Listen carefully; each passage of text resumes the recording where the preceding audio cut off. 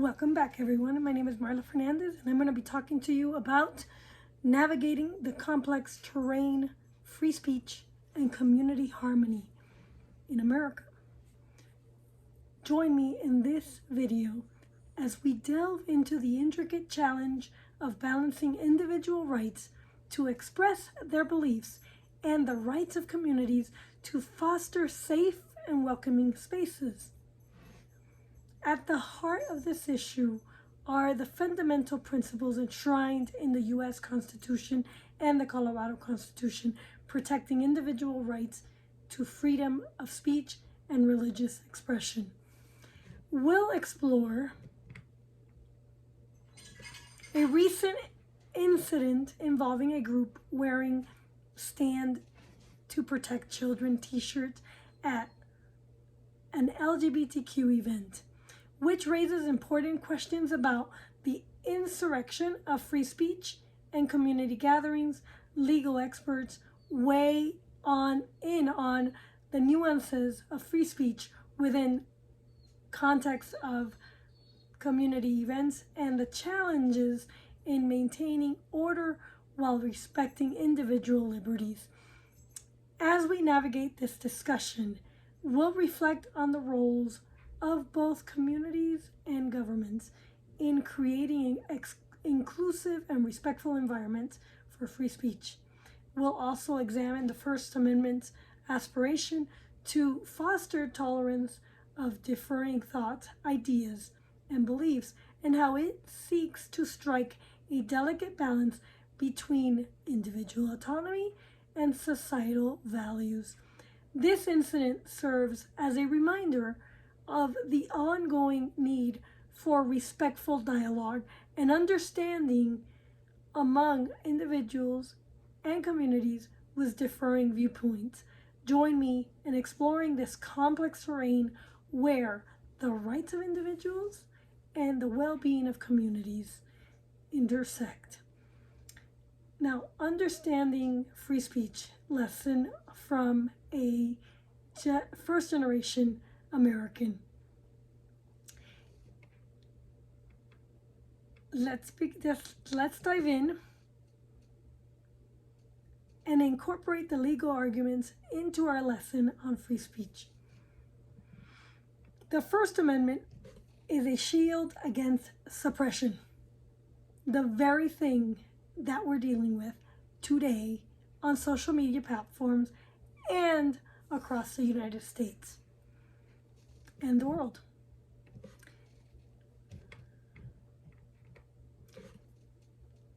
Delving into the legal aspects of the First Amendment foundational shield against government suppression, and examining the historical context of the framers' concern about factions and their impact on governance.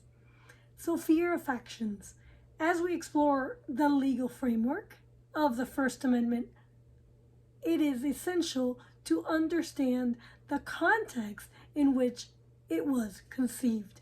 The framers of the United States Constitution were deeply concerned about the potential dangers posed by factions. What are factions? Factions are different groups people get into in order to collectively voice their opinion. They feared that groups with shared interests could undermine the stability of the government by advancing narrow agendas at the expense of the greater good. James Madison, in Federalist Paper No. 10, articulated these concerns eloquently. He discussed the detrimental effects of factions on the Republican system and the threat that they posed to the functioning of a just and equitable government. So the First Amendment is a shield against suppression, the very thing that YouTube, Twitter, Facebook, LinkedIn are doing online. To address these concerns and protect the rights of individuals and groups to question their politicians and government, the framers enshrined the First Amendment within the Bill of Rights. While it is often associated with protecting religious freedom, the First Amendment encompasses a broader spectrum of liberties, including the free speech, the press, assembly, and petition. These rights were designed not only to shield religious groups, but to provide a safeguard for all citizens against government suppression. Do we really have a lawsuit? A symphony of voices. The brilliance of the First Amendment lies in its recognition of the inevitability of differing viewpoints. The framers understood that in a vibrant republic, notice I've not said democracy, America's not a democracy, a multitude of perspectives would emerge. Rather than stifling these voices, the First Amendment invites them into a symphony of discourse, enshrining public dialogue and shaping the trajectory of the nation. The harmony of church and state.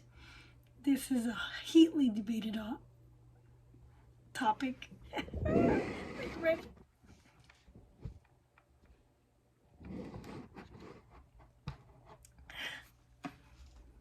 In crafting the First Amendment, the framers aimed to establish harmony between the church and the state. While the amendment protects the freedom to practice religion without government interference, it also ensures that the government remains neutral in matters of faith. This balance prevents the establishment of state religion while fostering an environment where individuals and religious groups can thrive. The modern context. In the modern era, the tension between protecting against factions and safeguarding free expression remains relevant. Technology and globalization have amplified voices of countless groups, often leading to robust debates and exchanges of ideas. But we need to amplify individual voices too, because the individual voices have the full right of the Constitution to do what they need to do to protect their freedoms. Groups have a limited right to voice their opinion and raise the individual voices. Now, striking a balance. The framers' vision was one of balance. A nation that celebrates diversity of thought while preventing the dominance of narrow interests by empowering individuals and groups to voice their opinion openly. The First Amendment contributes to the vitality of an American society and enriches the world with knowledge of freedom. Furthermore, the harmonious relationship between church and state, as envisioned by the framers, underscores the importance of religious freedom and government impartiality. Lastly, conclusion. In conclusion, the First Amendment stands as a testament to the wisdom of the framers. Rooted in their concern about factions, it continues to uphold the principles of free expression, assembly, and petition that are essential to a thriving, free society. As the nation evolves, the First Amendment remains a guiding light, reminding us that a society united by its commitment to protect individual rights and liberties for all can overcome the challenges posed by factionalism. It also reinforces the notion that government is subservient to the people, and citizens have a duty to question their politicians and government, ensuring the continued health of our American system and our Republican system. Join me on the enlightening journey through the lens of a first generation American to gain a deeper understanding of the profound significance of free speech and the responsibilities that come with it in our diverse, interconnected world. Together we'll explore the lessons learned from history and the challenges and opportunities that lie ahead in the realm of free expression. Just know, my parents moved here from Cuba, a country that was overtaken by communists, and they fled communism twice.